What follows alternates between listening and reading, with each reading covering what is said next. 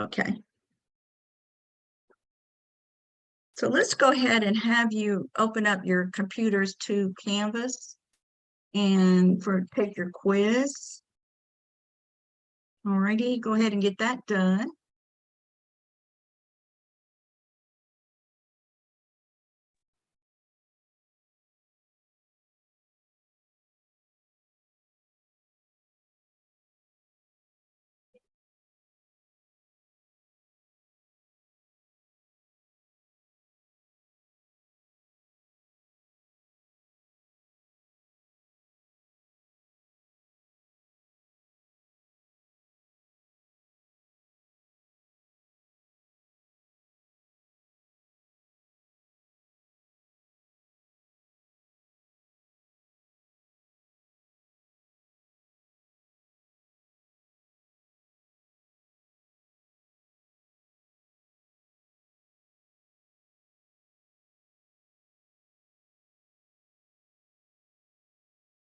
Everybody got to their Canvas?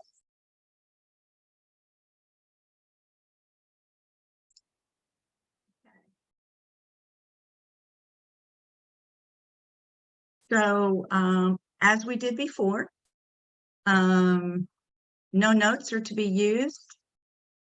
Okay, so I'm trusting your honesty. You don't have time to look up answers or you'll miss it because you ran out of time. So don't do it, okay? The passcode is maternal with an uppercase M. So go ahead and start that. And when you're finished the quiz, just turn your camera off. That way I know you're finished.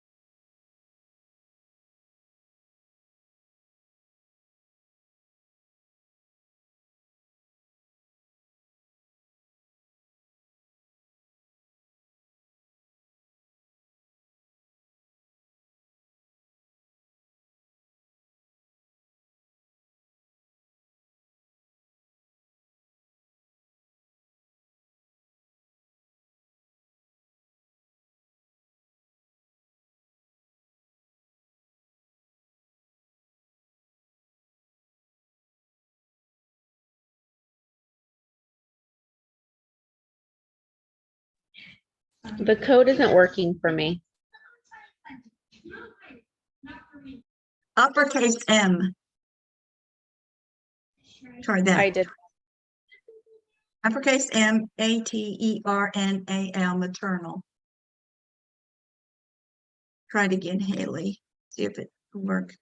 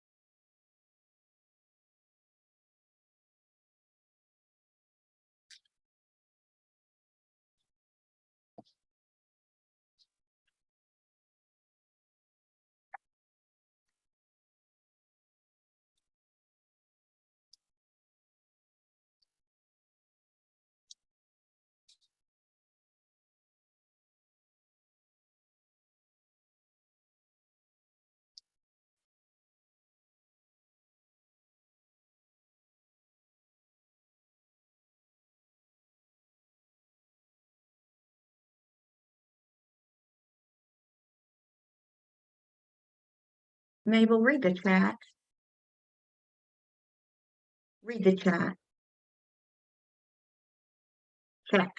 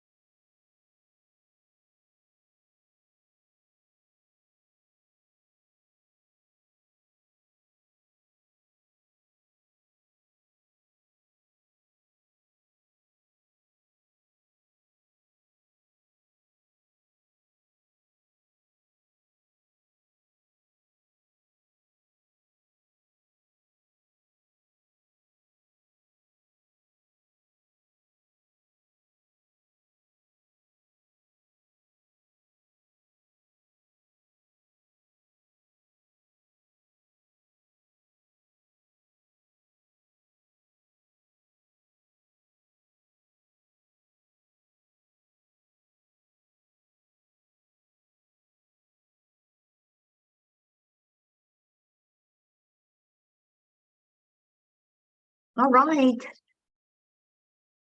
Everybody want to turn their cameras on?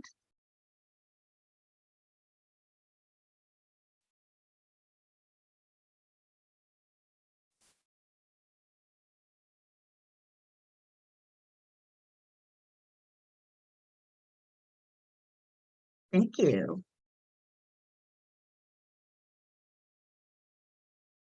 All right. So a diabetic, if they don't control their glucose during pregnancy, it affects not only the beginning of the pregnancy, the middle of the pregnancy, the end of the pregnancy, and the newborn. So one thing we know that if she is hyperglycemic in that first trimester, when organogenesis is occurring, when the organs are being formed, all the structures are being put into place, she is going to have a baby with congenital anomalies if she's hyperglycemic. Because I've had clients that come in pregnant who are diabetics. They've not been controlling their sugar. And as you know, most pregnancies aren't planned and they deliver babies with defects. Okay. So that was the first question. Then signs of shock, whether it's cardiogenic, whether it's hypovolemic, hemorrhagic, shock. You will see clinical signs of the body trying to compensate for the loss of fluid. Okay. Poor cardiac output, either because the heart's not working or there's not enough fluid or the blood pressure is low. Whatever the reason, you're going to see the same signs. Clammy skin, diaphoretic, tachycardia, pale, or pallor, same thing. And then the urine output begins to diminish because all the organs are shutting down except for the brain and the heart. Okay. If a client is going through shock, all the blood vessels are constricting to conserve the volume that it already has. Okay. Reduces workload on the heart if blood vessels in the other organs are reduced in function. So kidneys are one of those. If you have a client with heart disease, or a better example would be someone who just had an MI, okay, and they had a massive MI. They had a lot of damage to their heart, and their heart is not pumping blood. The muscle's been damaged, so the cardiac output drops. And in this client, we sometimes will give a drug called, somebody remind me, starts with a D, dobutamine, at a low dose. Because not only does it support the blood pressure in an MI patient, but it also helps to reperfuse the kidneys because cardiac or renal output is reduced. So same thing with a client with a postpartum hemorrhage. If they go into shock because they've lost blood, their kidneys begin to shut down. Okay. So that was in the PowerPoints, I believe, that I sent out to you. Okay. So that is something that you need to know across the board as a nurse. All right. Okay. So the next one was obesity in pregnancy. Almost the same risk factors as someone with diabetes. But an obese client that comes in and is pregnant, if they don't, if we don't control the amount of weight that they add during the pregnancy, now we don't want her to be on a strict diet, but we need to be alert to what could possibly happen. Stillborn, okay, gestational diabetes, okay, that's a new concept for you. What else was it? Oh, preeclampsia. Okay, so she's at risk for gestational hypertension. Okay, so obesity is a high risk in pregnancy. In the announcement for this week, I have a picture of an OB person and all the things that that OB person is at risk for. Okay, so this is a lot of stuff. What's next? DIC, disseminated intravascular coagulation, is a potential outcome of a placenta that pulls away from the uterus. An abrupted placenta, DIC, is not uncommon. DIC is the consumption of all the factors in the blood to help it clot. And then they're depleted. And then what you'll see is massive bleeding. And someone with DIC, there's all kinds of signs, and we treat as we would any other person in shock. We're going to give oxygen, fluids, and treat the cause. DIC is not just particular to OB. It can be seen outside of OB and an elderly client that comes in with sepsis. Massive infection sometimes can cause DIC. After someone is delivered a baby, where should the fundus be? Midline, at the umbilicus, or just below it, or just above it. Okay, at the umbilicus.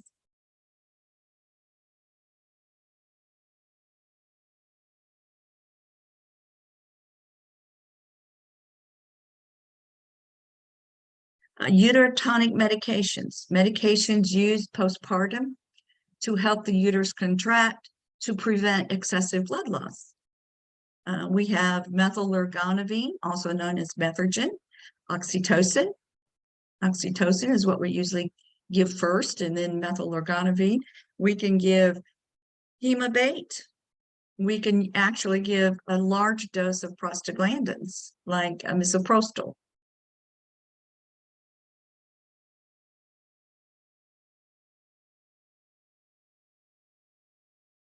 Epidural analgesia. So this is an old question.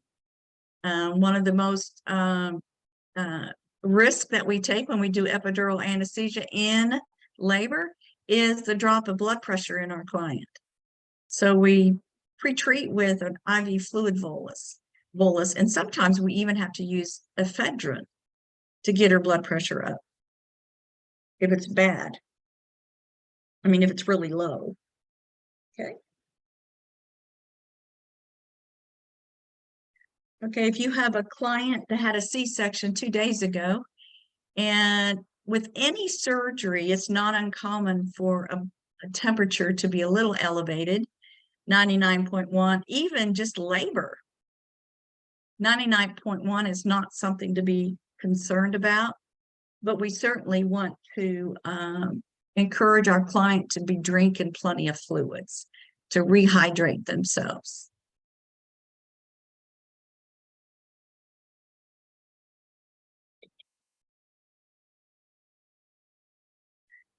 Any changes on the fetal monitor that indicate the fetus is compromised and not getting oxygenated blood, for example, late decelerations or variable decelerations, we need to reposition our client. And then the last one was medication. Okay. Any questions about any of those? We're going to talk about a lot of those today. Okay. So I have posted in the announcements the schedule for exam 2 study sessions, along with all the PowerPoint and some short videos for you to watch that covers. I think I might have another one to add to that video list. So please utilize those resources to get ready. I've also given you a PowerPoint about weeks 4 through 6 concepts. And we're going to go over some of those today. If we have time, we're going to go over as many as we can to practice, and so that you can learn what's going on in high risk. So remember, high risk is a client that either has a pre-existing disease that compromises her pregnancy, or something is occurring during the pregnancy that puts her at risk, her or her fetus. And those are called gestational issues. Okay.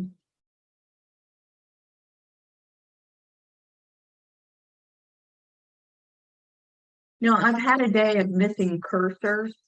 Have you ever worked on your been trying to work on your computer and you can't find your cursor? I've had that day today.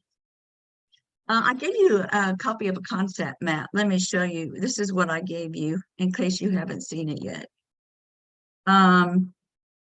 So this concept map, and really, it doesn't have to be square. You can make it any way you want, and you can actually write it out on a piece of paper to work through some concepts that are a little more difficult for you, like preeclampsia or DIC.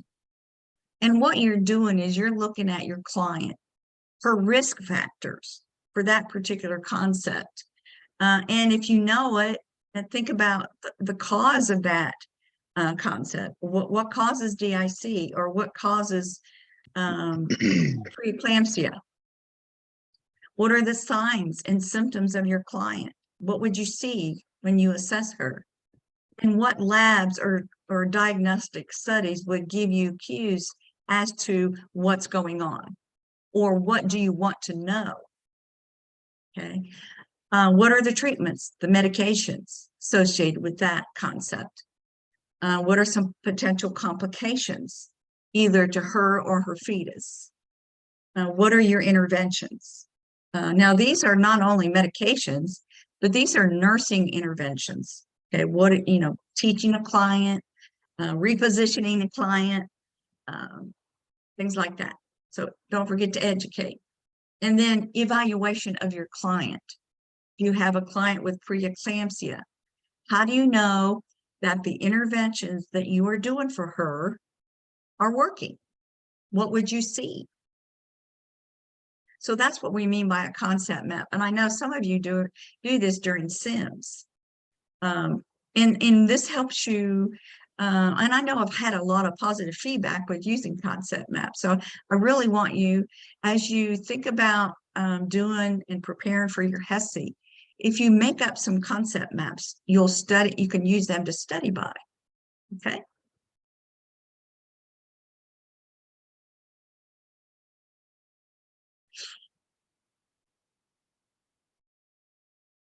So this week you have your OB calculations, 13 to 24 to do. And I have had many of you send me what you're working on and ask for some guidance with setting them up. And I've done that. If you've not done anything yet, they're due Sunday night. So if you want to send them to me, email and show me what you're working on, and I can give you some feedback on that so you can do well. And it also is an opportunity for you to learn it. And that's the whole idea. Okay. You need to know how to do these kinds of questions. You have discussion 2 from last week. If you didn't finish it or if you didn't do it, you can still get some credit for it. And so next week, then we have our exam 2 study sessions. And then you have more homework next week. You have a case study on preeclampsia to do. Now remember that case studies have a heavy weight on your homework, so you want to do them very well. Okay, do the highest you can. And a preeclampsia one is an excellent case study because it's a concept that you have to know. And my review study session for exam 2 has been moved to Saturday at 8 p.m. because of feedback I got from some students. So I'm going to do that Saturday at 8. All right. I do want to take a moment to talk about some of the concepts from exam 1 that you might not have completely understood. Let's see.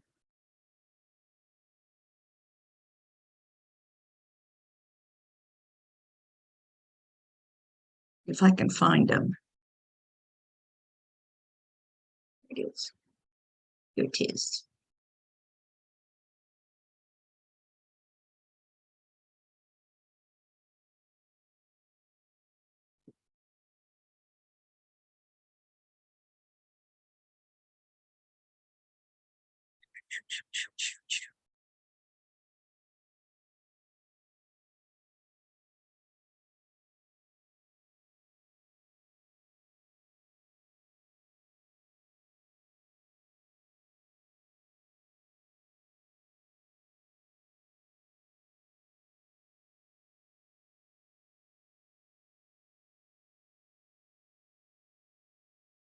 Let's see, I see a chat. Let me move you over here.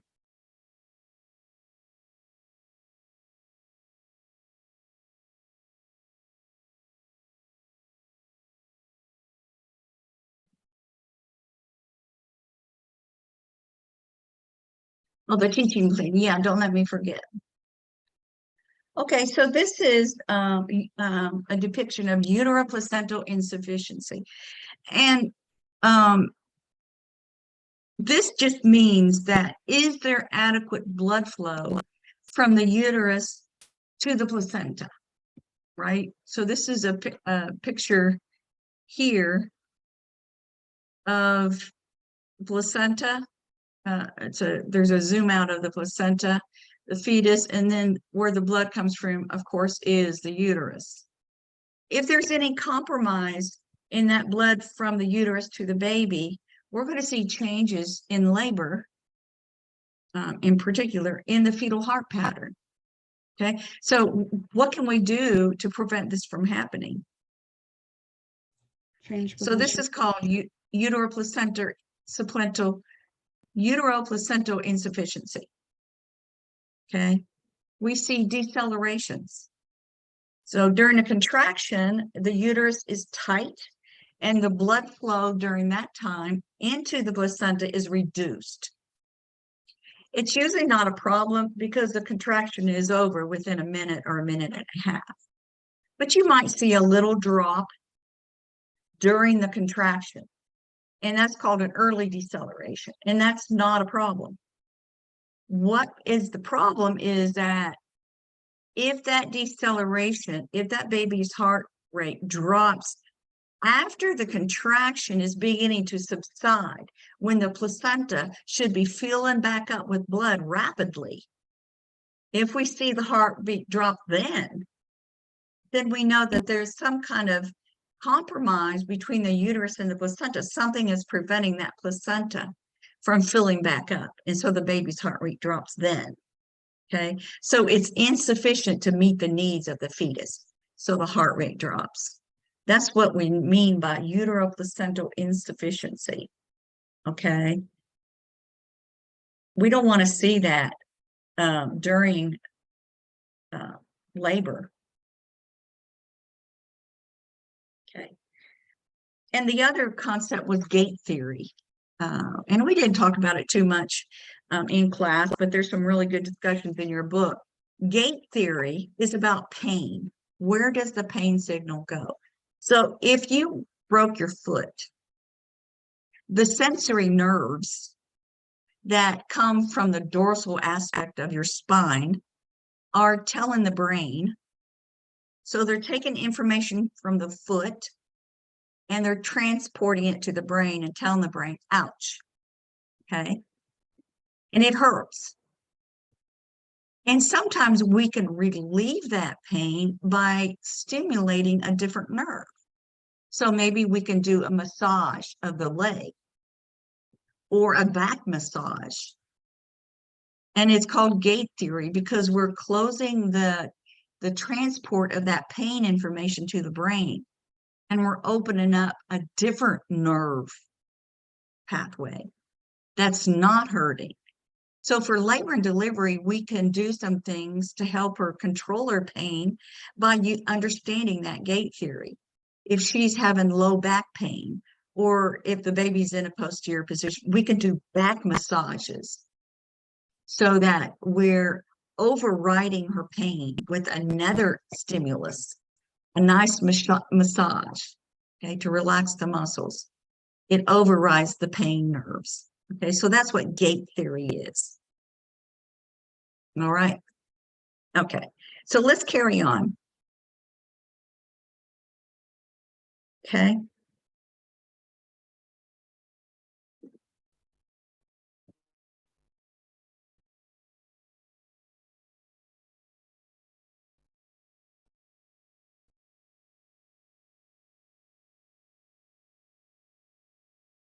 Find what I need here. I gave you this slide too.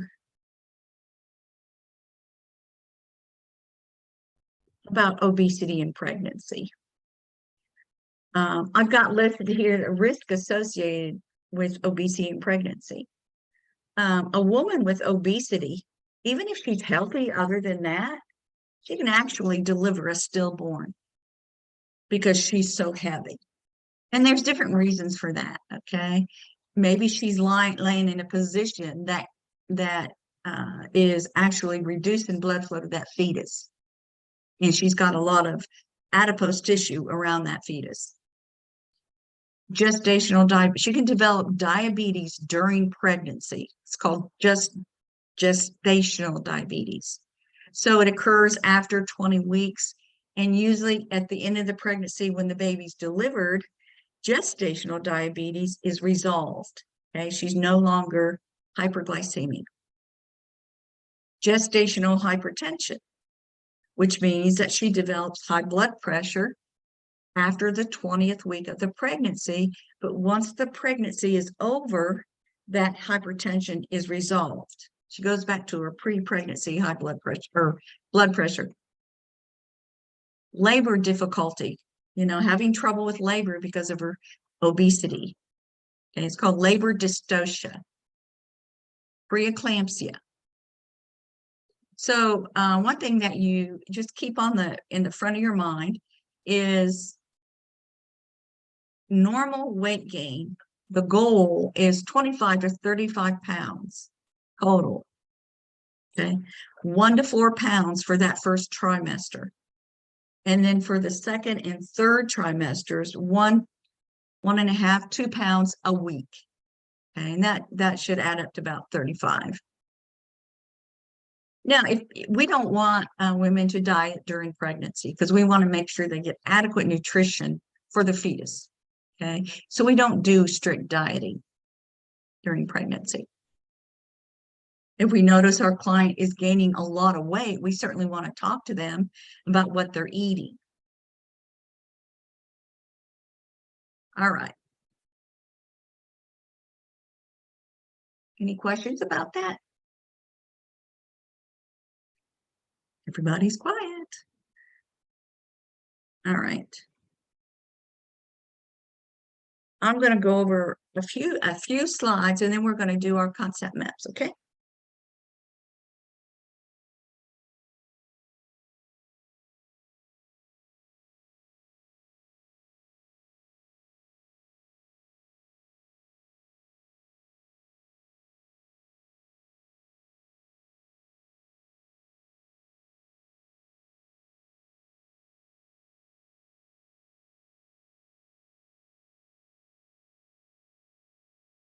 All right.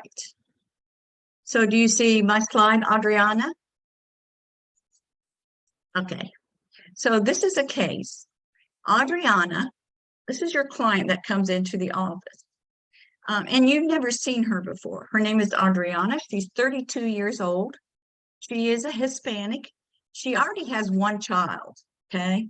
And she comes in today with her 3rd pregnancy, okay? So during her first pregnancy, the one she delivered the little girl with, she was 28 years old. And during that pregnancy, she developed gestational diabetes. And we had to give her glyburide medication, anti-diabetic medication to control her blood glucose. She ended up delivering that pregnancy at 36 weeks. 2 years later, Adriana was diagnosed with type 2 diabetes. And during her second pregnancy, at 33 weeks, she delivered a stillborn baby. She comes in today. She's 32 years old now, and she's pregnant with her 3rd pregnancy. And she has type 2 diabetes. Okay. So what's her GP status? What's her GTPAL? What is it?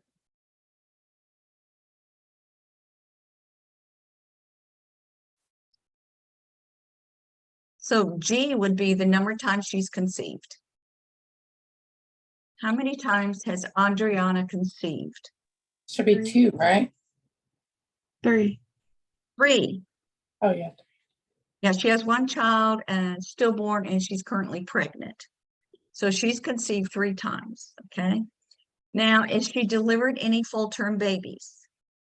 No. Has she delivered any preterm babies? Yes. One.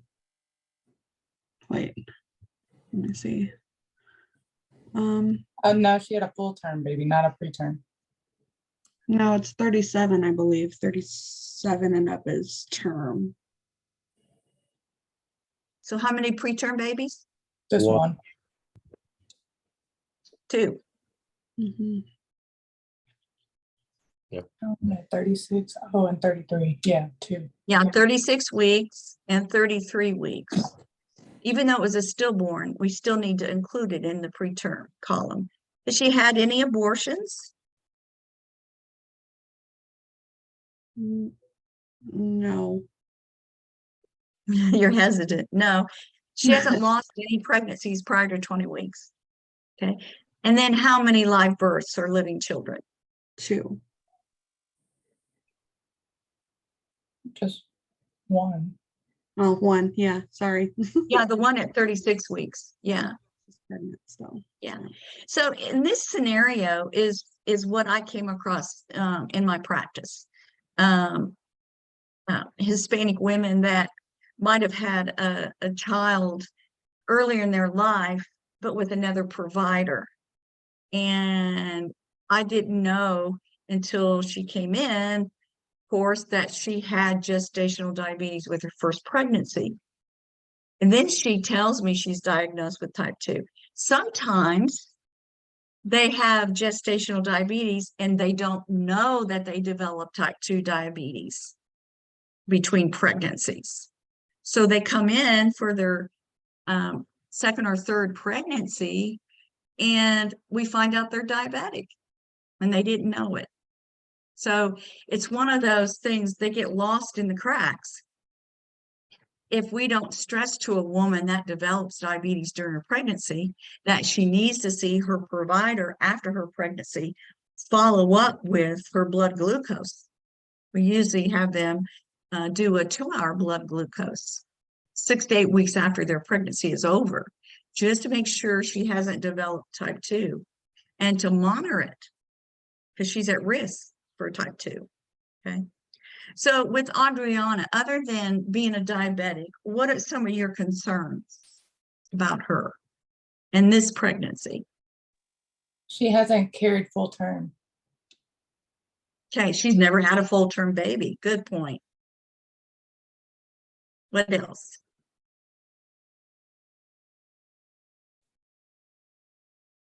There's a lot here. Yeah, she's at risk. She has for- diabetes. Good. She has diabetes. And She had a stillborn. yeah, so we have to think about that. You know, her last experience, she's had not good pregnancies. She actually had a stillborn, and that is hard to overcome. I don't know if you ever overcome that. And now she's pregnant again. So she's bringing that emotion with her to the third pregnancy. What else? Kaylee, what do you think? The ethnicity. Ethnicity? Okay, what about it? Hispanics and Blacks have like a higher risk for bleeding after or hemorrhaging. Okay, they certainly have a higher risk for hypertension, gestational hypertension, and preeclampsia. Fetal development.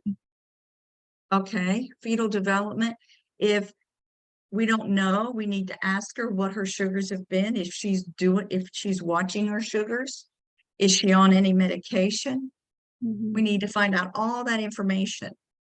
Okay, so that she's going to require a lot of support in the pregnancy. Okay, good. So the metabolic changes in pregnancy. You know that we say 25 to 35 pounds weight gain is expected. Women need more calories during pregnancy because of that. They need 170 grams of carbs every day. And that's as much as an athlete would need, a training athlete. So we don't talk about diets. But one thing we do know, the increased demand for energy during pregnancy also comes with changes in insulin needs. Okay, insulin in mother's blood does not cross the placenta. The fetus makes its own insulin after about 11, 12 weeks gestation. Okay, so early in pregnancy, that first trimester and going into the second trimester is a period of decreased need for insulin. So if you have a diabetic that's on insulin prior to pregnancy, we'll probably have to reduce her dose a little bit during that part of her pregnancy. But once that client reaches 20 weeks of pregnancy is when we begin to see the need for insulin increase. Now, insulin is a hormone that's needed by the body to allow glucose to be introduced into the cells. We don't have insulin, the sugar stays in the blood, it doesn't go to the cells. And we become hyperglycemic. And actually the cells are starving. Okay, people lose weight. People who don't control their blood glucose actually lose weight. Okay, it's a sign of diabetes, a lot of weight loss. Okay, so this is called the diabetogenic effect of pregnancy, the increasing need for insulin after that 20th week. So this is when we begin to diagnose those women who actually develop a gestational diabetes. So we routinely screen every woman for gestational diabetes beginning week 26, 28. But Adriana is already a diabetic. We don't need to do any screening on her. We don't need to check her glucose tolerance. We already know she doesn't tolerate it. Okay. So the increased insulin resistance after the 20th week means that our clients need more insulin. Okay. And if their pancreas can't stay caught up with it, then they develop diabetes. Okay. So, or if they already are a diabetic, we have to increase their dose of insulin or their medications. Okay. And the reason for some of this is if there's not enough insulin, then that glucose that's in mother's blood, that's extra, is going directly to the fetus. Okay. And the fetus can use it. Okay. So if mom is hyperglycemic, so is the fetus. That's why women with diabetes, gestational diabetes, type 1 or type 2, they have big babies. They have all the glucose they need.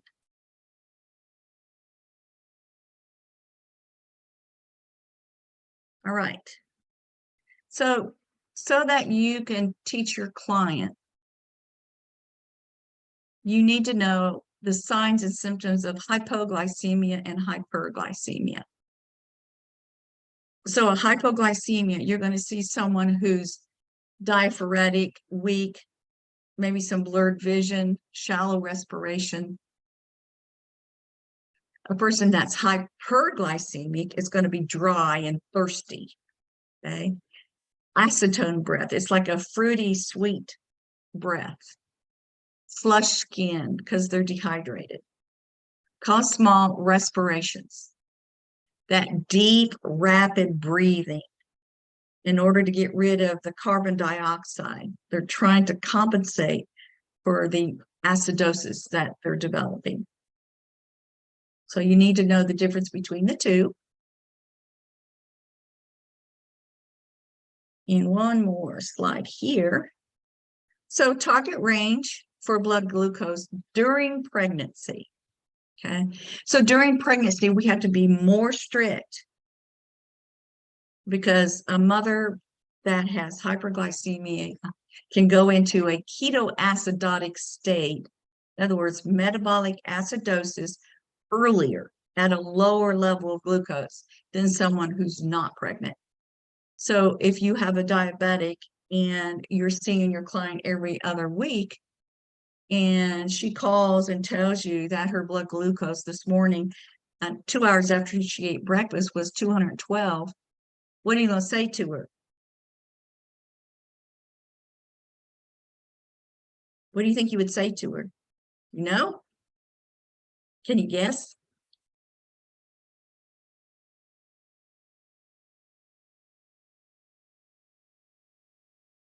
Well, actually, she needs to go to the emergency room. Yeah. So over 200, 200 and over. Yeah, that's very dangerous for a pregnant woman. Okay. So these are the target ranges for pregnant women. Okay. Before breakfast, the fasting, before lunch, 60 to 105. 1 hour after she eats, we want it to be less than 140. 2 hours, it needs to be less than 120.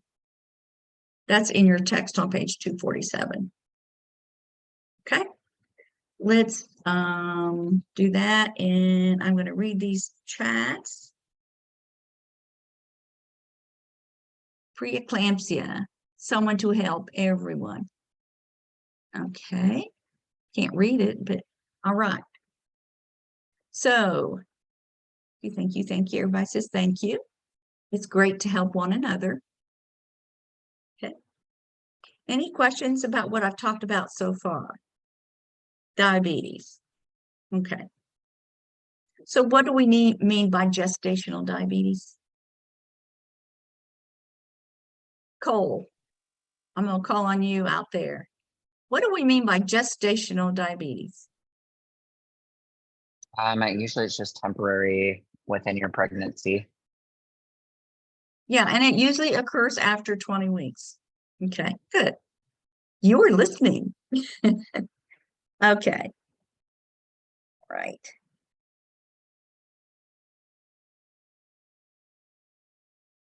Anybody want to take a quick break? Yes. Okay, so I have about 4 o'clock, or you might have 2 o'clock. I will see you at, I don't know, about quarter after, 15-minute break, and then we'll go through all our stuff. Feel like you need a break after a quiz and what I just unloaded on you. Okay.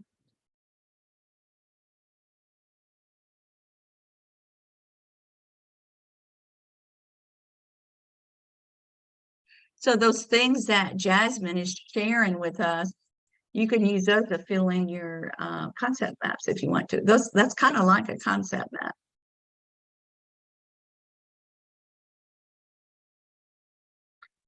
How many of you have had the chance to download the PowerPoints for this week? Or at least have access to them? I have. Okay. Okay. If you haven't downloaded them yet, go to Canvas and click on the gestational high risk issues PowerPoint. You'll need that as a resource for your breakout room today. Okay.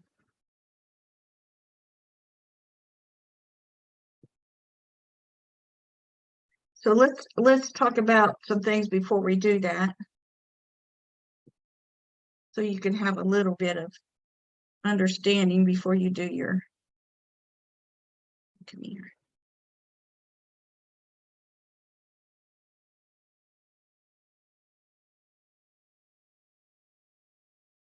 Okay.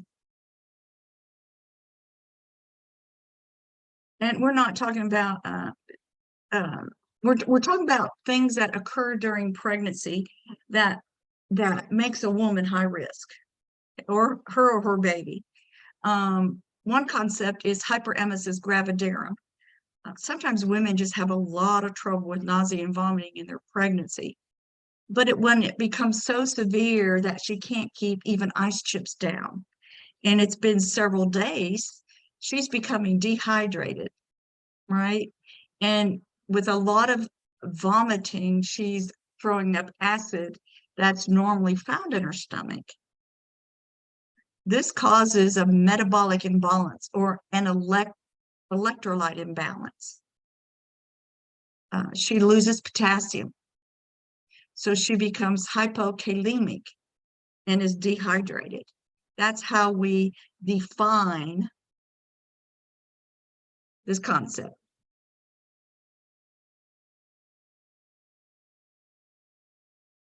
Hypokalemia. And you know, potassium is one of the electrolytes that's required for proper heart function. If her potassium drops low, do you know what happens to the heart? Anybody know? You can have cardiac arrhythmias. Yes, cardiac dysrhythmias, that's right. And then if it's too high, potassium too high, you can actually have a cardiac standstill. Okay, so potassium levels are critical in well-being of a client. So if we have hyperemesis gravidarum, or maybe you've admitted a client that has, it's middle of the summer, especially an elderly person, their thirst sensors aren't as sensitive and they get dehydrated fairly easily and they become confused. And it's because their electrolytes are out of balance. So hyperemesis gravidarum, usually diagnosed in the first trimester, of course, and we have to treat it accordingly. We have to rehydrate her. We have to give her potassium, and usually giving her a couple bags of fluid, and sometimes we can give her some antiemetics and she can go home. Okay. Something else that occurs during when conception, during that time of fertilization, is the development of a hydatidiform molar pregnancy. Okay, we usually call it a molar pregnancy. It's not a true pregnancy. Okay, it's when the egg and the sperm unite. The sperm brings the chromosome and the DNA information to the cell, but the cell or the egg itself does not have the DNA information, the maternal egg.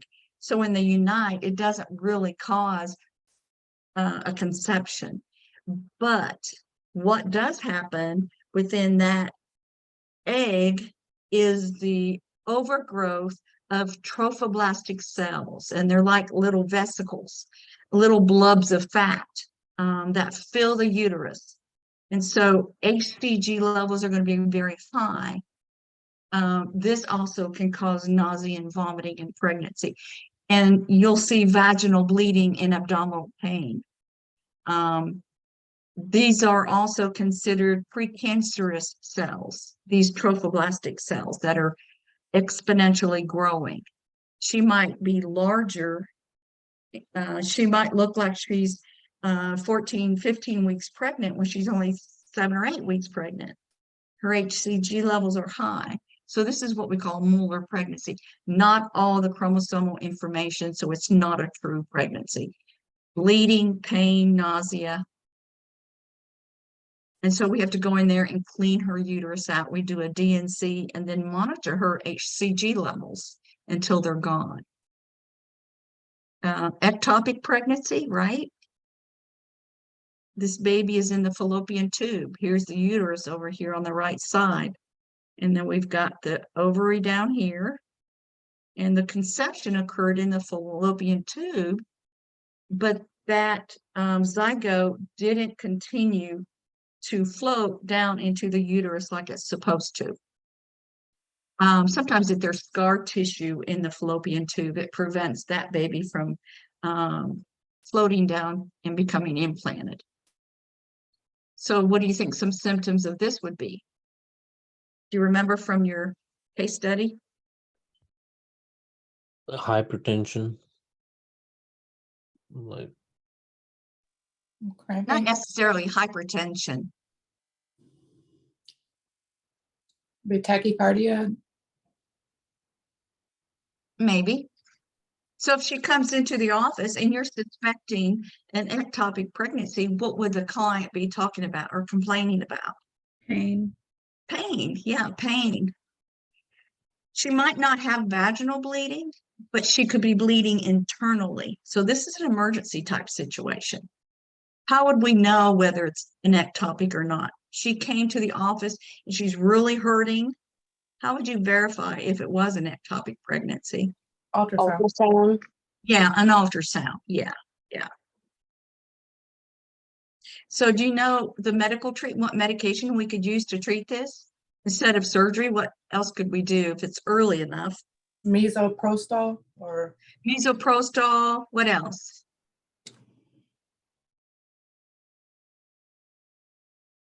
Is that what hemobate's used for? No, we can use, we can also use, methotrexate. Methotrexate. It's a anti-rheumatic drug, but it also, what it does is it stops the growth of this conceptus. So methotrexate will stop it. Okay. You don't have to know that for testing. And then the abortions, the spontaneous abortions, there's all kinds. You just need to be familiar with the ones that are just threatened versus the ones that are inevitable. Okay. The word inevitable mean is going to happen. Okay. You're going to have a test in week 7. It's inevitable. Okay. An inevitable abortion is she's bleeding heavily. She's hurting. Her cervix is open. The fetus might still be in the uterus, but it's not going to survive. She's going to lose this. So this is called inevitable. Versus just a threatened abortion, the cervix is still closed. Okay, she's bleeding a little bit. She's not really hurting, and the fetus is alive. So differentiating between these two is what the patient's complaining about. Okay, if she's hurting and cramping, yeah. So we're going to get HCG levels, and we can get an ultrasound as well.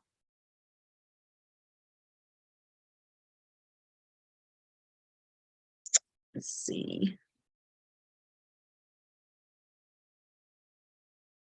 And this is just a picture explaining to you the difference between a chronic condition versus a gestational condition. So chronic is a medical history. So before a client gets pregnant, if she has high blood pressure, it's a chronic problem. So she brings it with her into the pregnancy, and she's finished up the pregnancy and she still has it. Gestational means that there's no high blood pressure prior to 20 weeks. But during that second half of that pregnancy, her blood pressure goes up, and we call that gestational hypertension. And once that baby is delivered, that hypertension is resolved.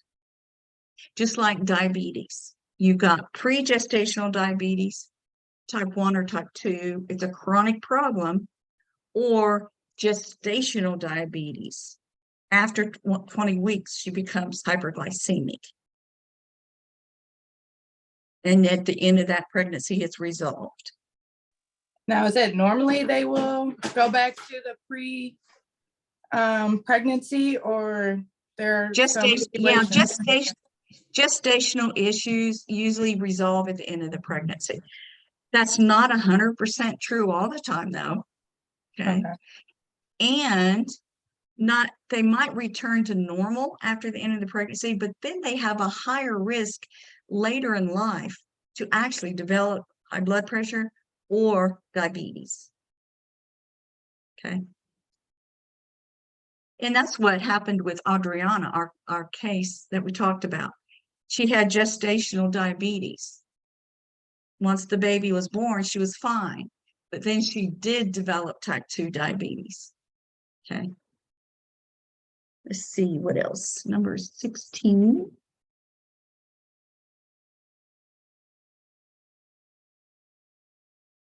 Okay. I didn't erase this.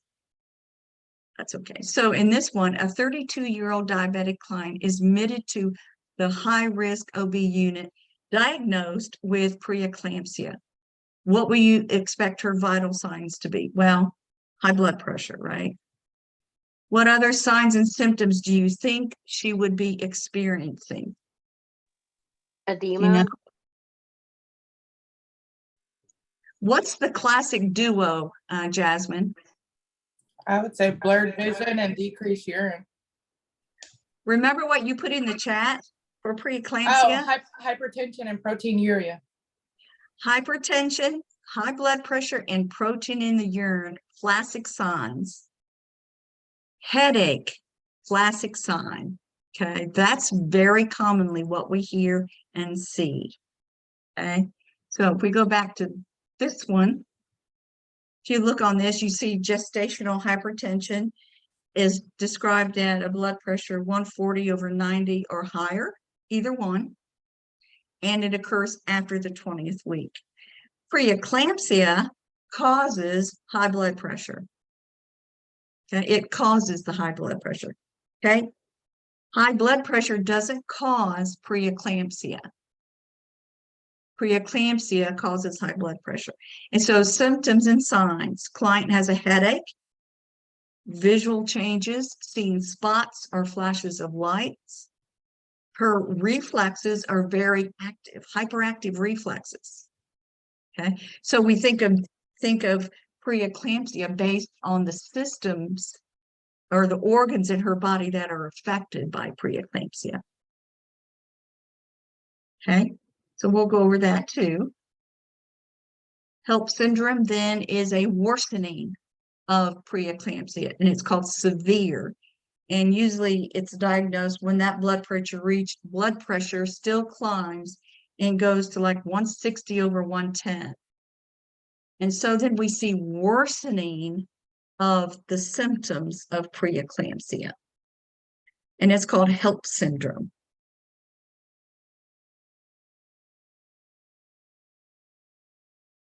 Let's see, let me get back to my plan here. 22, 18, 8. This is another one. Abrupted placenta. A placenta that prematurely pulls away from the side of the uterus and bleeds. This is sudden pain, sharp pain. The abdomen is rigid. It hurts. Trauma can cause this. Cocaine use. It's an emergency C-section because you're going to lose the baby or you're going to lose mother because of all the blood loss. Remember, the uterus at this point is containing a lot of blood, and this occurs late in pregnancy. So that's called a abrupted placenta, abruptio placenta.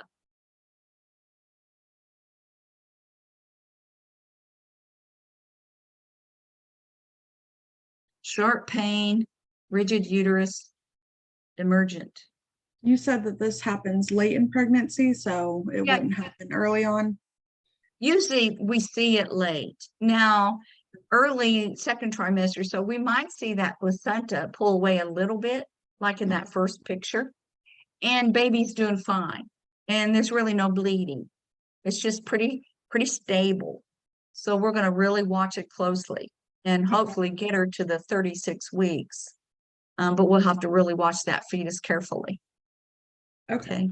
thank you. Mhm. Mhm.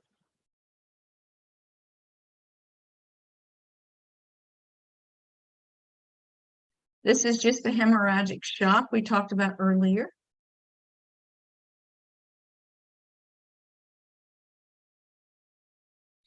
Cerclage is another concept that puts a woman at high risk. Sometimes early in pregnancy, that second trimester, if we're doing an ultrasound, we might notice, if we're doing it 20 weeks, an anatomical ultrasound just to look at the baby, get a good gross anatomy, make sure all the parts are there. If we notice that the cervix is short, if it's less than 2 centimeters long, it's considered an insufficient cervix. Incompetent. In other words, it's not going to be able to contain the baby if it's too short. It will begin to open up, some funnel out. So what we do is we do what's called a cerclage. And what we're doing is we're just closing the cervix. We use a band. We can do it surgically through the abdomen, higher up the lower uterine segment, or we can go through the vagina and tie it up that way. And then we remove it about week 36 and let her go into labor if she does. Would you mind zooming in on that picture for a second? Not all. Thank you.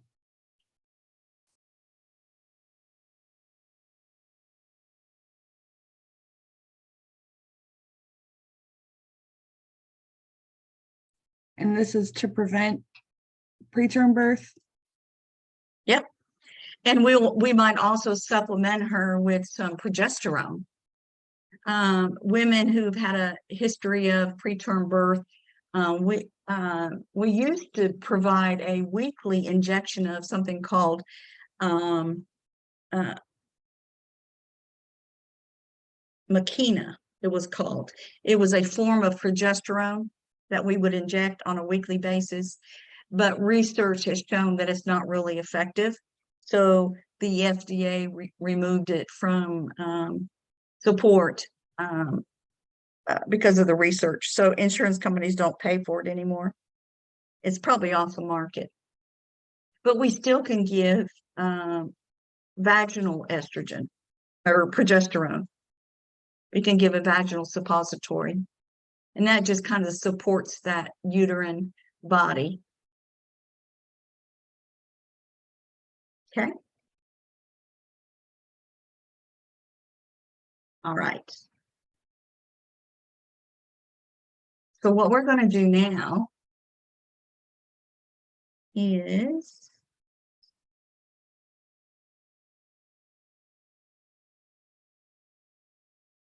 I'm going to break it. Let me read the chat.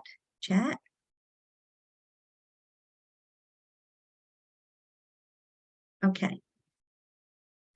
Let me share this screen.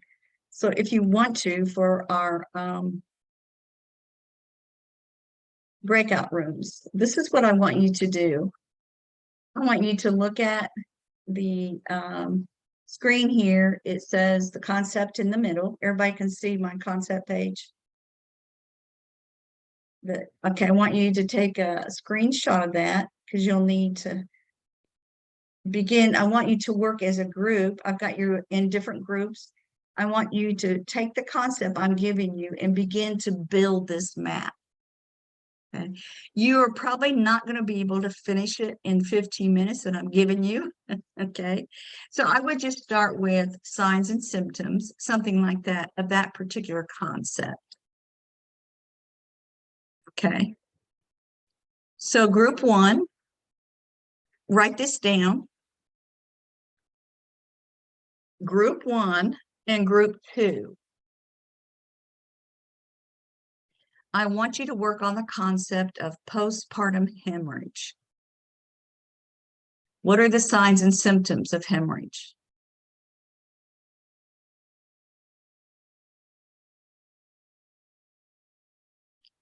Treatments, assessment, treatments.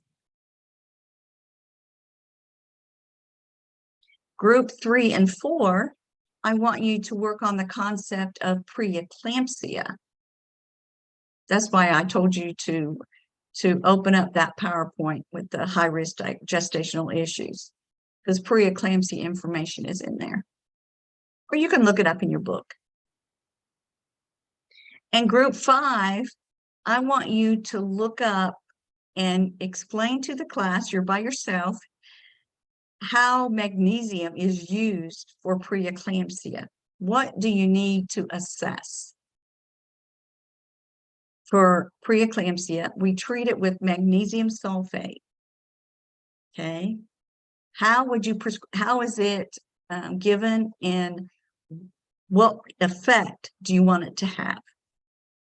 It's a little harder, but we're going to work through these together. I've got my concept maps already made up.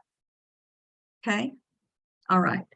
So if you wrote all that down, I'll visit each room to remind you what you're doing. Okay. So I'm going to open the rooms up. There's 5 of them. As soon as I get my mouse, here we go. So go to your room. I think you'll be sent there automatically.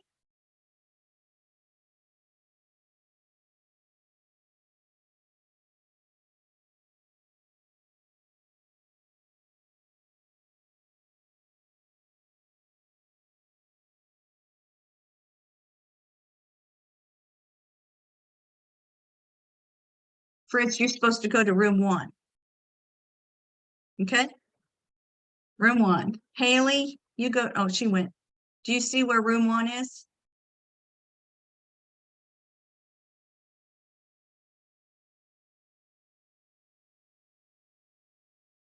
Did you get an invitation for room 1?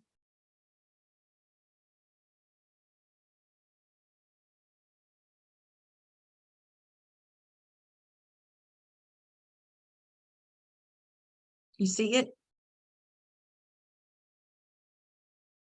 Are you frozen? There you are.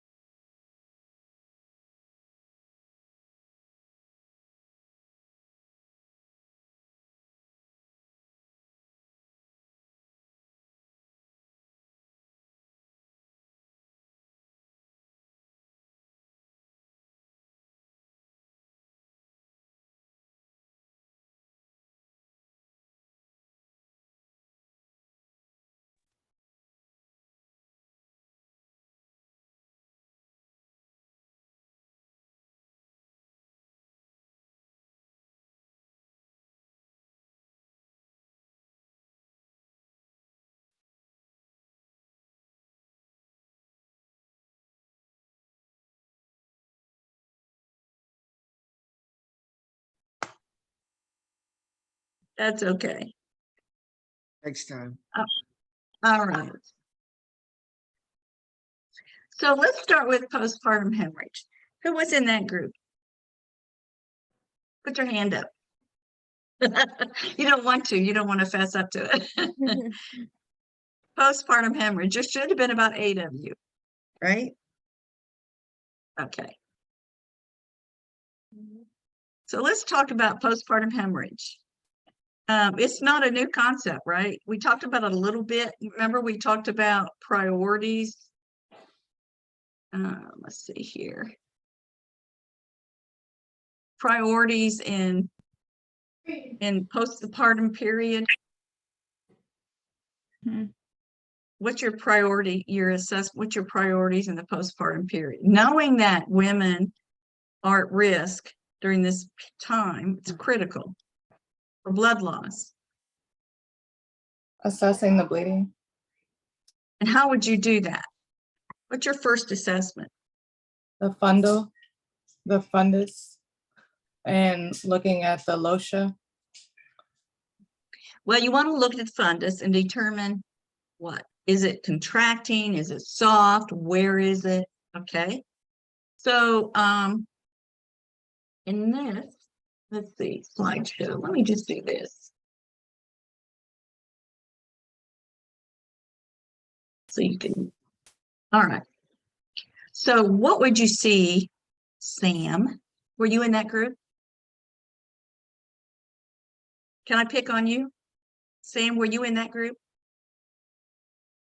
Yes, you were. Do you hear me, Sam? Doesn't act like he hears me. Okay. Can you all hear me? I can hear you. Okay. Yeah. Okay. I can hear Somebody you. from that group, okay, somebody from that group, tell me, what are you seeing in your postpartum client that you think she's at risk for a hemorrhage? She's gonna, for a vaginal delivery, a hemorrhage is gonna be defined at blood loss greater than 500 mLs. Mm-hmm. So what are you seeing? The So- pad is getting saturated in like less than 15 minutes or less. Okay. Blood pressure will be lower and you'll be tachycardic. If you are Did you know that tachycardia and low blood pressures are late signs of hemorrhage? So you should be able to recognize something right away. What are you seeing? What are you seeing in your client that you're beginning to be concerned that she's going to be is losing a lot of blood and she's at risk for hemorrhaging? What are you seeing? pale, Yeah. pallor. That's a late sign. What about like Really? the consciousness? Oh my God. Bleeding.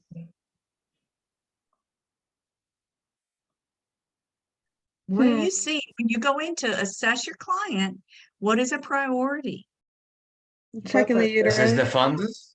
Okay. So an early sign of a lot of bleeding loss is the fundus is boggy and you're having trouble getting it to contract. Okay, so a boggy fundus is what you're dealing with. What else could be going on that you're suspecting that she could easily lose a lot of blood and go into a hemorrhagic shock? Something else. The blood pressure. Talking about like a hematoma or A like hematoma. Yeah, a hematoma. Because hematomas can contain a lot of blood. Okay. So if your client has a boggy uterus and you're having trouble getting it to contract, okay, a hematoma. What else might you see? laceration. Okay, good. So a laceration. So if you know that, if that's what you're seeing, you know she's at risk. Okay. You also might see if she's having trouble voiding. So that Yeah. would be your second thing to do and to assess is not only her fundus, make sure that fundus is contracting. Get her to void. Okay. Massage the fundus, right? Mhm. Okay, so the number one thing you should do then is what? Let's say you come into the room, her uterus is boggy. What would you do? What would be the first thing you want to do? See Ask if her Massage it. Massage it. use the bathroom. Okay, bathroom. yeah, have her void, assess her bladder, and if it feels full, or ask her when she urinated and have her empty your bladder. Because if the bladder's full, it's not going to do any good to massage the fundus. Okay, are you writing these things down? It's Uber, right? Isn't that what you mentioned last week? It's Uber, that's right. Uterus, bladder. Uh-huh. And then once we know the bladder's empty and we're massaging the uterus, then we want to go to any episiotomy, any lacerations. We're going to look at the perineum and then the rectum. Okay. So number one, make sure you assess the fundus. Mhm. That's your priority. Okay. That's usually the cause, the number one cause of hemorrhaging is a uterus that will not contract. The second causes are the laceration in the hematoma. Okay. So now that we got the bladder emptied, she doesn't have any lacerations or hematoma. What are we going to do about our boggy uterus? We're massaging. What should we do? We can give medication like oxytocin. Medication. Oxytocin. So some uterotonics, right? Mhm. Oxytocin is a good start. So you had one of your calculation questions said that we needed to give 500 milliunits a minute for an hour. So you ended up having to give a whole 500 ml bag in that hour. Okay, that Mhm. was the answer to that calculation. If you haven't done it yet, you've got enough. You got a hint there. Okay. You would do like maintenance IV fluids for sure if she is. Yeah, yeah, definitely. We might put some oxygen on her too, right? What other medications are considered uterotonics that you could use with a lazy uterus? Hemobate. Hemobate. Hemabate, Misoprostol. misoprostol, yeah, and prostaglandins. A high dose, and we put a suppository in the rectum in that situation. You know, the rectum has a lot of blood vessels, very vascular. So putting medication in the rectum, it's absorbed very quickly. Okay, just like if we used to prescribe for chlorperazine or compazine. Are you familiar with that drug? And if we put it for the rectum, it will address nausea and alleviate nausea in a very short amount of time. Okay, it's a really old drug, but we found a lot of uses for it. So that's just a different kind of drug for nausea. But anyway, so the prostaglandin, the misoprostol, we put like a gram of it in the rectum. It's a tablet. So we can do that too. And then what's the other one? There's four. Oxytocin, Mertagine. Mertagine. methergin. Yes, Thomas, methergin, methyl-ergonovine. And then we had the hemabate and then the misoprostol. Okay. So if you know those drugs and know the two contraindications for the one for hemabate and the one for methergin. Is it Remember what? high blood pressure for An asthma. and asthma? Yeah, for the vasoconstrictor or the Yeah, so asthma is the hemabate. contraindication for hemabate. Yeah, HA. And then methergin, no high blood pressure. Okay, good. Anything else you came up with? Those 8 of you that were in the first 2 groups. Anything else you came up with? Anything? You might have talked about etiology or causes of hemorrhage.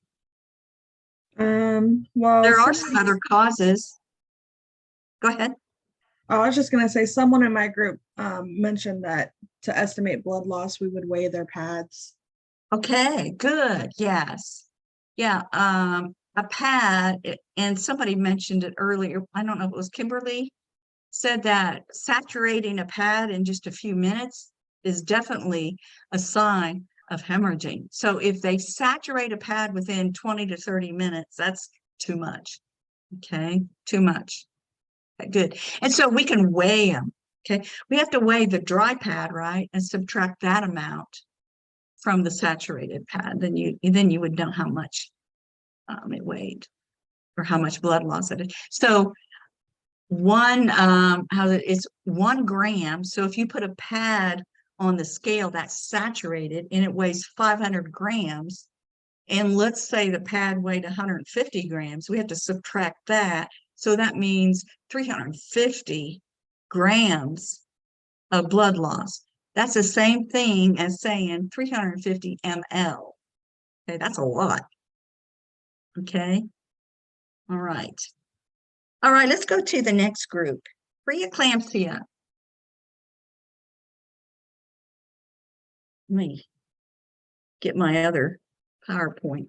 Stop sharing that one. And let's go to preeclampsia. Okay.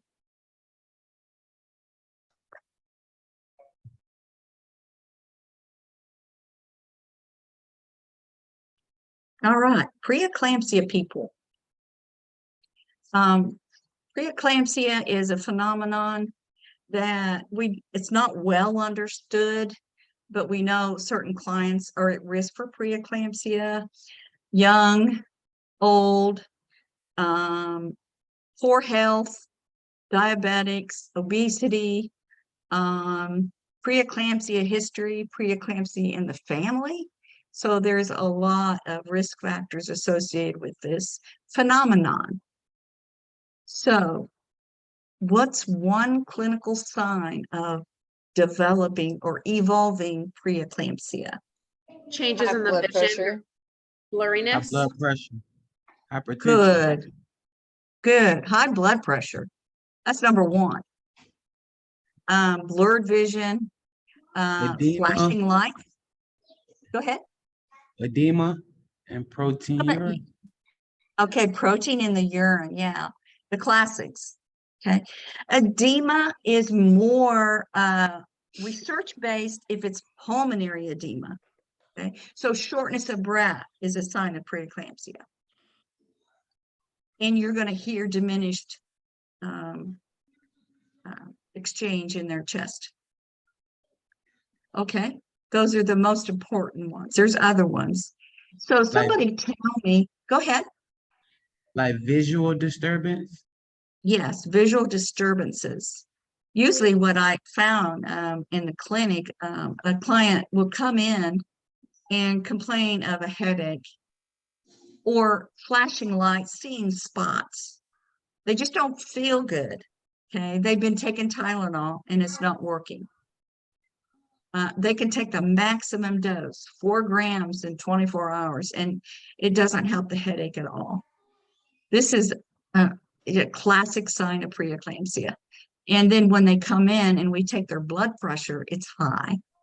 Then we see the proteinuria. Okay. Good, good. Anything else?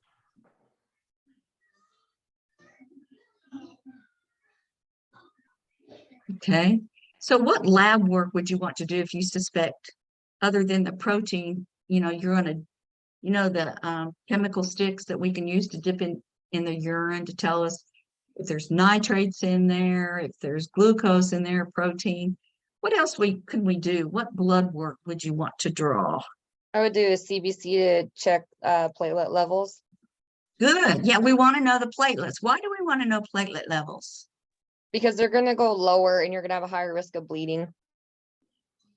Okay, so what causes low platelets? Is that the hemodilution? No. So the liver is affected by preeclampsia. Okay, so we are going to see signs of liver injury or liver stress. Okay, I'm going to say, so we do a AST, ALT on them too? Yes, good. Exactly. Liver enzymes, we need to see what they are. Usually with preeclampsia, they're going to be elevated. Okay. And like Courtney said, some low platelets. Liver makes platelets. Okay. So good. All right. What else might you see? What other labs do you want? I would do magnesium. Okay. Why would you want a magnesium lab? Because you can convulse if your magnesium is low when you have preeclampsia. Very good. Yeah. So preeclampsia, actually, the brain is affected by preeclampsia. The cerebral arteries are not being perfused. Too much calcium. Okay. Calcium and magnesium have an indirect relationship in our body. So if there's too much calcium in the brain, that means there's not near enough magnesium. So we need to give her magnesium, right? And watch that balance. So we can assess magnesium levels once we get that started. What else? What else might you find? What other system is affected by preeclampsia? Would it be a kidney function test? Okay, kidneys. So what would you see if kidneys are being stressed or injured? Is it a decrease in urine output? Yeah, yes. So when the kidneys are not functioning as well, the glomerular filtration rate drops and the urine is not produced. Okay. Okay, so poor urine output. So urine output less than what per hour? So 30, 30 mLs. 30 ml? 30. Yeah. Yeah. So if your client's urine output is less than 30 mLs an hour or less than 120 hours or 120 mLs in 4 hours, kidneys aren't working well. Okay. So if you have, and I know you haven't studied this in med surg, but when you have a client with chronic kidney disease, they don't have as much urine output. And so the blood isn't filtered. And if it gets to a point where end stage renal disease, they have to have dialysis because the kidneys are not functioning well. Okay. And the blood builds up toxicities. Okay. So then I So should do a UA and just check all the levels of everything, because wouldn't it be more concentrated if they're not urinating? no, it's not going to be concentrated because the kidneys aren't working. The kidneys can't concentrate the urine. Okay. I meant the opposite. When you don't go to the bathroom and it all just sits there and it comes out like way darker. That's Well, what I meant. that usually means that you're dehydrated, right, Courtney? You're not drinking enough. Yeah. Yeah, good. I like the way you think. Okay. So kidneys, what else is an indicator of kidney injury or not functioning as well, other than urine output and protein in the urine? What other, there's another lab that we can look at for kidney function. It's not a BMP, is it? No. Well, yeah, it is a BMP, but specifically what are we looking at? Creatinine. Yeah, creatinine levels. So anything above 1.1 is indicative of kidney disease or kidney not failure, but compromise. Okay. All right. So what other labs? Anything else? See, we've got the brain, we did the lungs, we did the liver, and we've done the kidneys. So those are the 4 main ones. So let's go back. Let's go to the anybody else in the Would we preeclampsia do group an ultrasound of what? of the fetus, of the baby, check on their vitals, make sure they're breathing and lungs are working? Okay, so the lungs are not working. So if we have, this is a scenario, Kaylee, a woman has preeclampsia. She could be in labor or she could not be in labor, but we're monitoring her. We're giving her magnesium. We are monitoring baby well-being, which tells us if the baby's heart rate is good, variability is good, no decelerations, then baby is fine. Okay? Does that answer your question? Yeah, yeah. All right. So, what about my magnesium group? Who was in the last group? Group 5. I was. Okay, Thomas. What did you learn about magnesium? Okay, so today I learned that magnesium is sulfate is an infusion that's given for preeclampsia and eclampsia. The loading dose is given over 15 to 30 minutes, which is 40 grams. Too much of it can cause toxicity, and the therapeutic ranges is from 4 to 7. And you will give calcium glucagon. Gluconate. Gluconate. Gluconate, sorry about that. And For there's toxicity, yes, if we have to. Yeah. Yeah. We're kind of resistant on that. That's kind of a last ditch effort to give calcium gluconate, but definitely it certainly would be the antidote, right? When we Right. talk about calcium and magnesium levels, if our calcium levels get way too low and the magnesium becomes toxic, we could give them a little calcium and help. Yeah. balance Okay. it. Good. Excellent. So on the screen now, what you see, I think, is the magnesium management. And this is let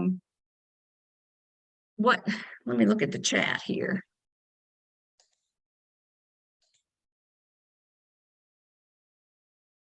I can't hear you guys. Mabel's having trouble hearing.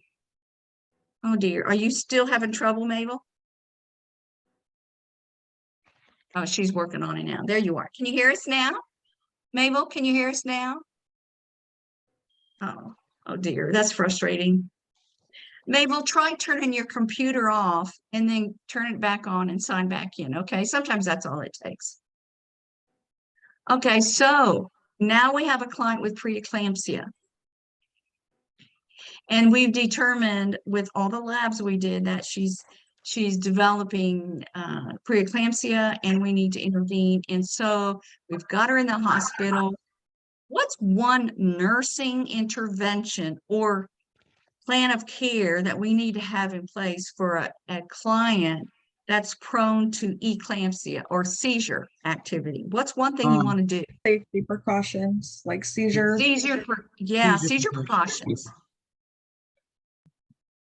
So what are some of those? Kimberly? Do not leave her bedside. Don't Not leave her restrain. bed. Don't restrain. Pat it. Put like pads around the railing. Make sure the railings are up. Have suction set up. Okay, suction setup, good.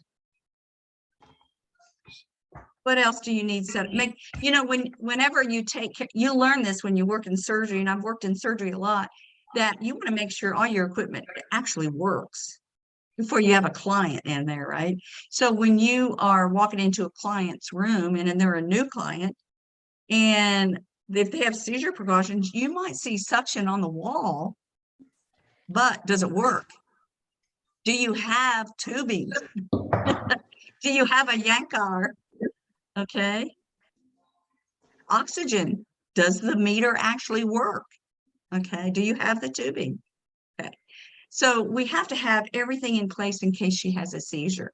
The bed needs to be down, padded, like Thomas said. Excellent. Excellent. Okay. So when we think about all the systems, all the clinical signs that we talked about, our client is complaining of headaches, flashing lights. Maybe she might have some shortness of breath. Her liver enzymes are elevated. Kidneys, poor urine output. Okay, we got our magnesium infusing. What would we see if our magnesium infusing was subtherapeutic? It's not high enough. What would you see? I'm annoyed because I sent Miles a screenshot of his mother's. So, Haley, Haley? Okay, go ahead. I'm sorry. What did you see? And hypomagnesium, I mean, So if the magnesium level, if you have magnesium infusing at 1 gram an hour and it's not enough, it's subtherapeutic, the level of her magnesium in her blood is not high enough to override her symptoms, what would you see? would you start Improve seeing deep tendon reflex. a decrease in deep tender reflex, or will it increase? Increase. So she's not therapeutic left, so you're going to see the same signs and symptoms, right? Headache, visual changes, shortness of breath. Deep tendon reflexes are hyperactive. So if you do the patellar reflex, boing, hit the knee with a hammer, and it hyper reacts like a brisk result, like a 3+ or greater, it's not therapeutic. She needs more magnesium. Okay, so it's subtherapeutic. So it would be, and her urine output is not good. It's less than 30. She's subtherapeutic. It's not working. She needs more. She needs 2 grams an hour. Okay. But what if you're at 3 grams an hour of magnesium now? Because the provider said, give her some more. Well, the And she- therapeutic ranges is from 4 to 7, right? Right. Therapeutic range. But because we're nurses and we assess our clients, we don't draw blood levels of magnesium every hour.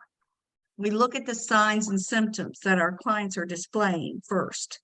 Okay. So if you think what are you seeing if your client's magnesium level is too high and they're toxic?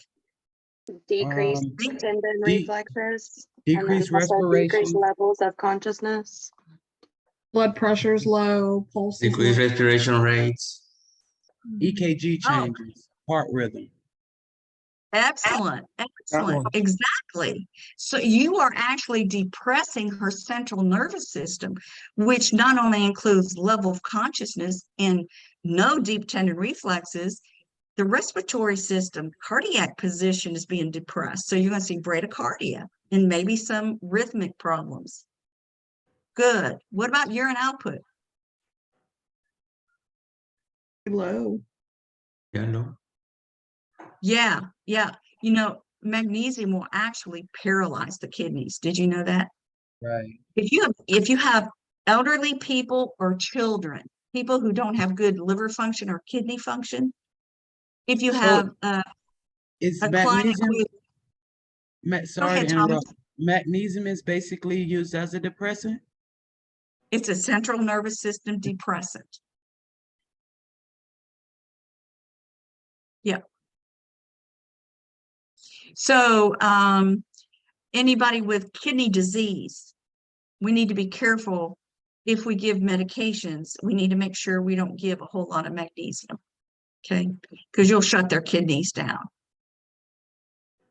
So when I was having my daughter, ended up with preeclampsia in the hospital and all this fun stuff. But when they had me on the magnesium, they put a Foley in because they were like super strict eyes and O's to make sure that everything was still working and everything.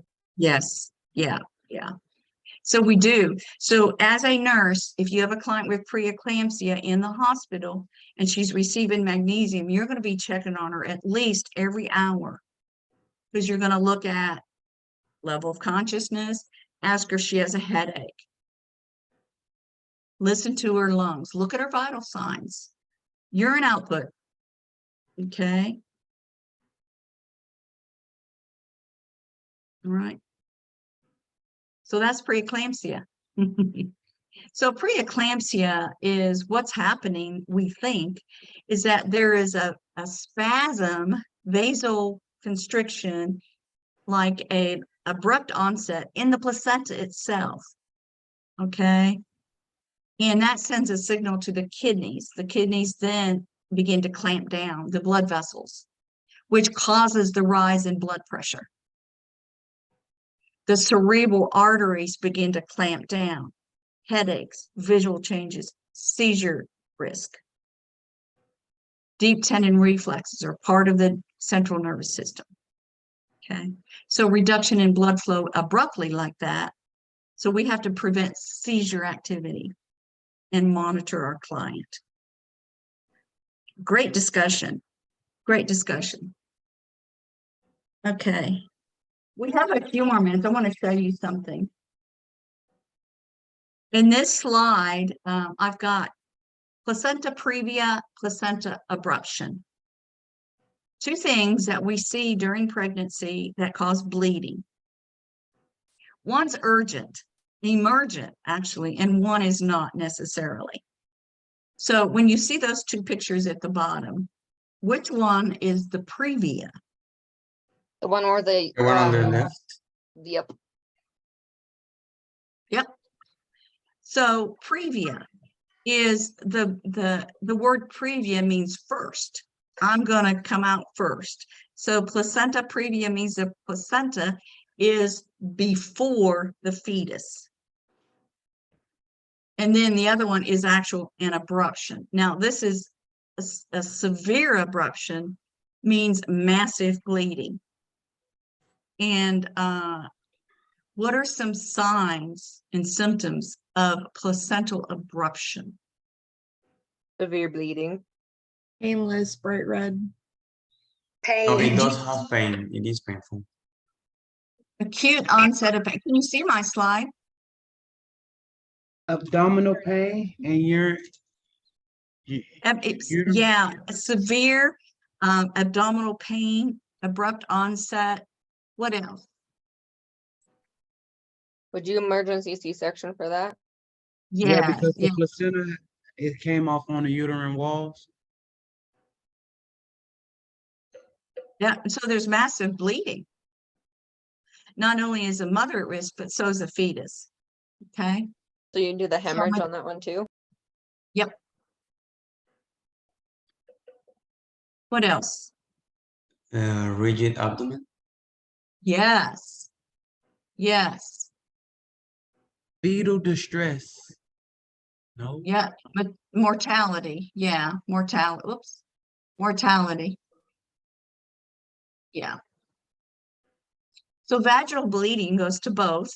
Okay. No pain. So the previa is really not associated with pain. Okay. Pelvic pressure. Yes. But as long as the fetus is doing well, so we're going to do more fetal surveillance. In other words, we're going to talk to the client. Are you bleeding? Are you hurting? Are you cramping? Ultrasound probably once or twice a week to make sure baby is doing well. BPP, is the baby breathing? Is the baby moving? Good reflexes? What about the amniotic fluid? And then labor induction, either one, can we do vaginal delivery for either one of these?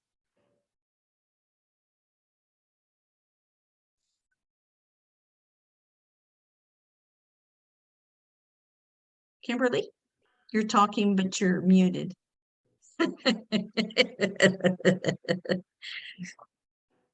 Can we do a vaginal delivery for a previa?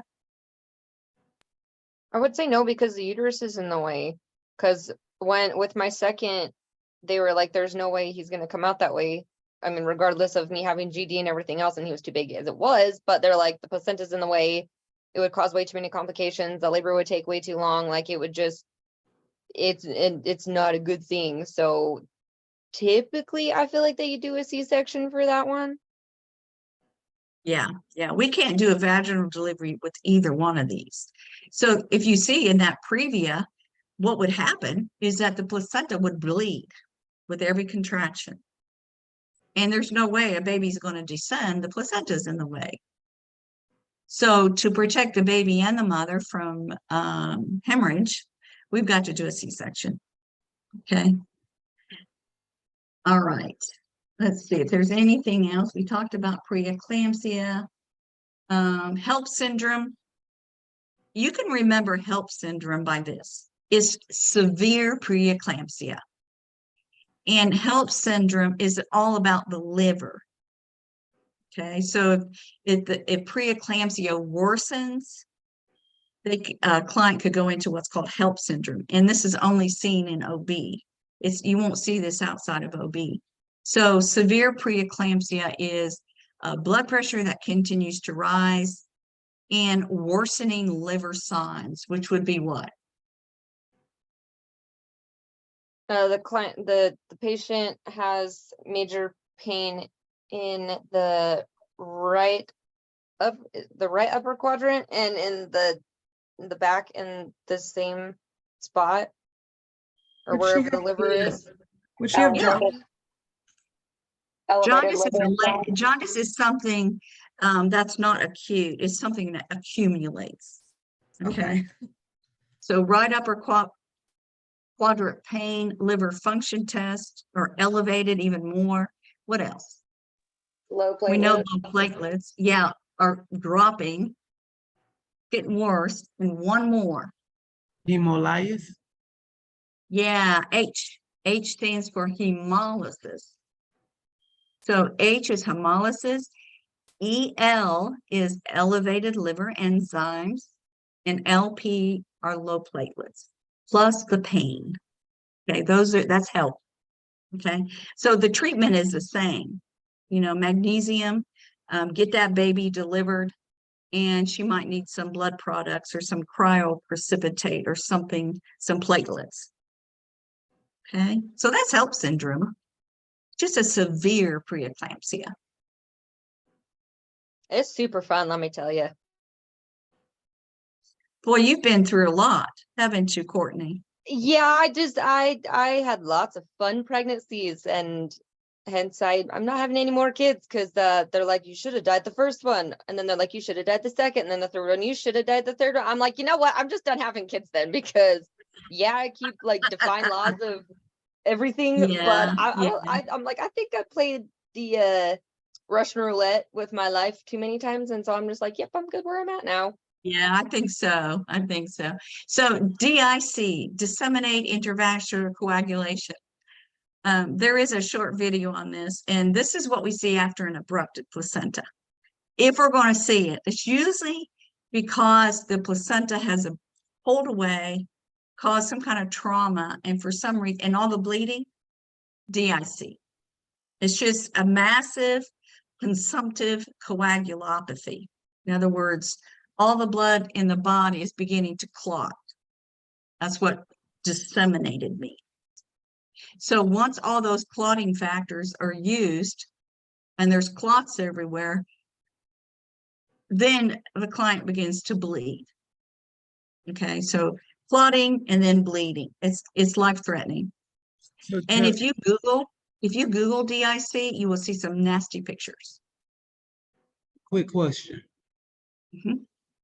So if a patient, you know, had DIC, would the treatments be the same like a blood transfusion? Would you Not give- necessarily blood transfusion. We have to actually get rid of the clots and support the clotting factors. So we usually do oxygen, IV fluids, platelets. We might have to replace platelets and some clotting factors. Okay. But think of that's really kind of beyond the scope of this class. But usually treatment is as if the patient is hemorrhaging, and we need Okay. to give fluids, oxygen. Yeah.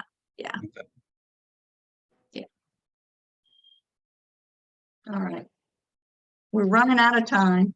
So I feel like I heard somewhere that to help treat that, you give blood thinners, because then it like tricks your body into thinking their blood's like even more thin, and so it like starts producing more of the thing. Am I crazy, or did I hear that somewhere? Once you stabilize your client, we might have to do that. Yeah. Because if there's clots, we do need to give something to help those clots from growing. So it's a fine balance. It's truly a fine balance. Okay. So with this disseminated intravascular coagulation, what you're going to see in blood work and labs are a degradation of fibrin clots when they start to begin. Products of fibrin degradation, breakdown of fibrin. Okay, thank you all. I know it was a lot today, And I hope, I think the breakout sessions helped a little bit to discuss the different scenarios. So you can see how the concept maps help you in your clients, recognizing what's going on, what symptoms, how we treat it, and how we evaluate the treatment. Okay. Can you go over the teaching plan? Oh, yes, I will. Teaching plan. So the teaching plan is an assignment. It's only worth 1% of your homework. It describes what it is that you are assessing a newborn, okay, based on mother's history. Okay. For example, and I'll give you like 2 or 3 examples. Maybe you have a mother that's been using substances during her pregnancy. And during delivery, after delivery, what would you see in a newborn? What would your assessment be? Your neonatal assessment, and I'll give you a sheet on that, but it needs to be very brief. There's a brief one in your text. I don't want a long head to toe assessment in your newborn. What I want is early assessment. An APGAR. What behaviors would you see that are associated with what mother was experiencing? In other words, a diabetic mother is going to deliver a baby that easily becomes hypoglycemic. It's going to be a big baby. So your APGAR might be a little low because the baby might also have respiratory distress. So hypoglycemia and respiratory distress is what you're going to see in a client that had hyperglycemia during pregnancy. Substance abuse, if she continues that during pregnancy, you're going to see neonatal withdrawal symptoms. What does that look like in your assessment? Okay. Preterm. What are some things you know about preterm babies? So, it's only 1%. Keep it very simple. Okay. Just follow the format. Step 1, step 2, step 3. Where is that posted? Yeah, I think it's in week 7. I think it's in week 7. There's one I think posted this week too, but it's locked. Okay. I was gonna say, because I haven't seen the requirements. I've seen it opened as far as we have the teaching plan coming up, but I haven't seen what it's asking. Okay. Yeah. Let's see. Let me find it. I'm sorry, are we okay to log off? Yes, you are. Okay, thank you. You're welcome. So it's